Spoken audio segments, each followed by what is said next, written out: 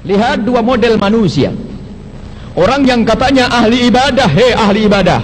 Orang yang katanya ahli sholat, hei dengar ahli sholat. Orang yang katanya jago sholawat, hei ahli sholawat.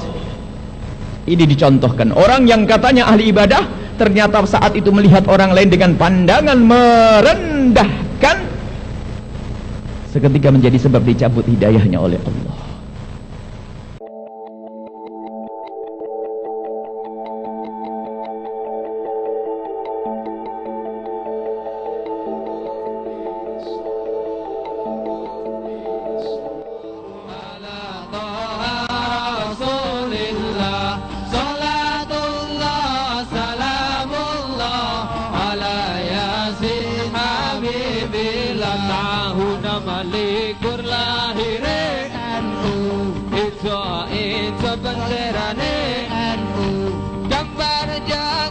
Simbole NU bintang song lambange NU salatullah salamullah ala to'a rasulillah salatullah salamullah ala yasin habibillah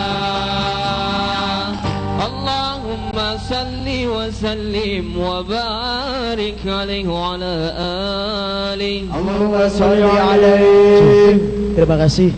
Kami ucapkan marhaban ahlan wa sahlan bi hudurikum kepada Ustadzuna Buya Yahya yang telah berada di tengah-tengah kita, yang akan menyampaikan tausiah atau mau'izatul hasanah kepada kita semua.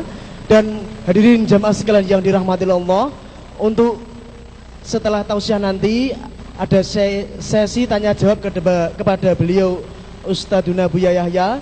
Pada hadirin jamaah sekalian, mohon untuk mempersiapkan pertanyaan-pertanyaan yang akan disampaikan kepada beliau Ustadzuna Buya Yahya. Acara selanjutnya adalah Mau'idhah Hasanah dari Ustadz Yahya Zainul Ma'arif atau yang kita kenal dengan Buya Yahya. Kepada beliau yang kami hormati, kami persilahkan. Allahumma sholli ala Sayyidina Muhammad. Assalamualaikum warahmatullahi wabarakatuh.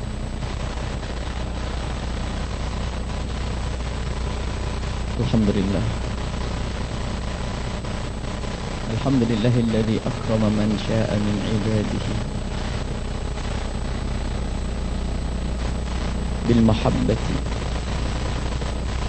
wal mawaddati fima bainahum. Wa salatullahi wa salamuhu ala habibina wa syafi'ina wa maulana sayyidina Muhammad wa ala alihi al-mutahharina wa ashabihi tayyibin wa tabi'ina lahum bi ihsanin ila yaumiddin. Allahumma ya Rabbana nas'aluka hubbak wa hubba habibika sayyidina Muhammad wahsurna yawmal qiyamati ma'a zumratihi wa tahta liwa'ihi. Allahumma ya Rabbana rizukna tawbata qabla al-maut wa syahadata 'inda al-maut wal jannata ba'da al-maut. Amma ba'du. Sangat kami cintai, yang kami muliakan, saudara-saudari yang semoga seperti Allah memudahkan kita kumpul saat ini, semoga Allah mengumpulkan kembali kita kelak di surga bersama Nabi Muhammad SAW. Dan ingat, semua pertemuan yang kita lakukan di dunia tidak akan ada nilainya, tidak ada gunanya jika kita tidak niatkan untuk bertemu dengan Rasulullah. Keindahan yang sesungguhnya membangun pertemuan karena ingin bertemu dengan Rasulullah, membangun pertemuan karena kita ingin dimuliakan oleh Allah nanti, dan yakini juga kita ini dipilih oleh Allah yang memudahkan langkah kita datang dari tempat yang jauh. Bahkan kita sudah di negeri yang jauh, dari tempat yang berbeda-beda kita datang berbondong-bondong ke tempat ini, yakini bahwasanya Allah telah memandang kita dengan rahmatnya. Dan semoga Allah terus memandang dengan rahmatnya hingga kita terus dalam kemuliaan, dalam kemuliaan, dalam kemuliaan setelah panjang umur, husnul khatimah. Dan semoga Allah, seperti Allah telah memilih pada saat ini, detik ini, semoga setiap saat kita dipilih oleh Allah, sehingga kita menjadi manusia pilihan Allah, hamba-hamba yang dicintai oleh Allah subhanahu wa ta'ala. Kalau benar Allah mencintai kita, beres urusan kita. Urusan kita beres. Di dunia akan menemukan kebahagiaan, dan di akhirat menemukan kebahagiaan.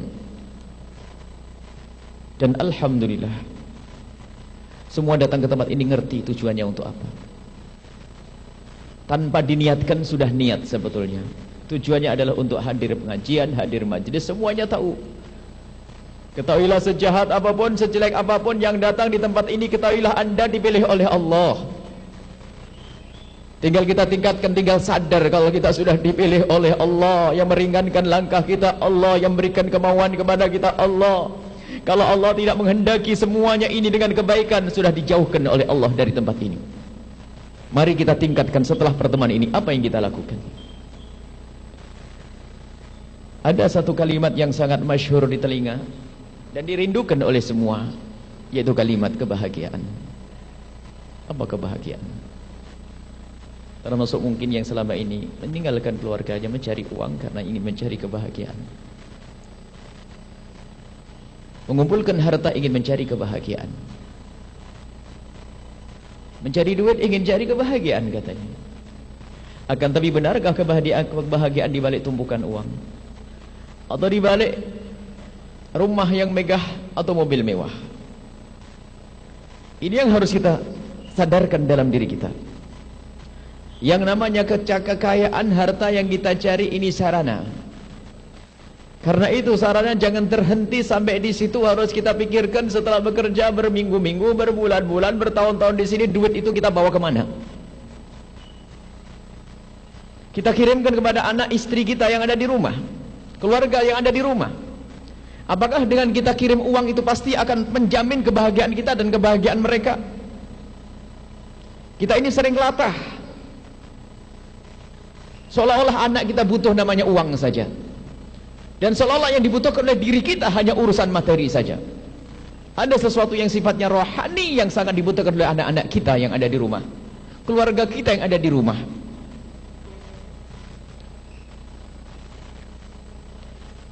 Sesuatu yang sifatnya rohani, dan ini lebih mahal daripada urusan materi. Anak kita perlu sentuhan tangan kita. Anak kita perlu belayan. Istri kita perlu sanjungan. Coba berpikir, berapa nilai kebahagiaan? Berapa nilainya kebahagiaan di saat seorang bapak bisa mencium anaknya di pagi hari lalu mengantarkan ke sekolah?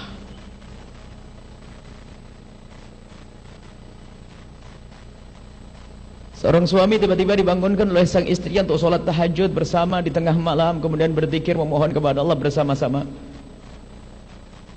Bermesraan, keindahan, berapa nilainya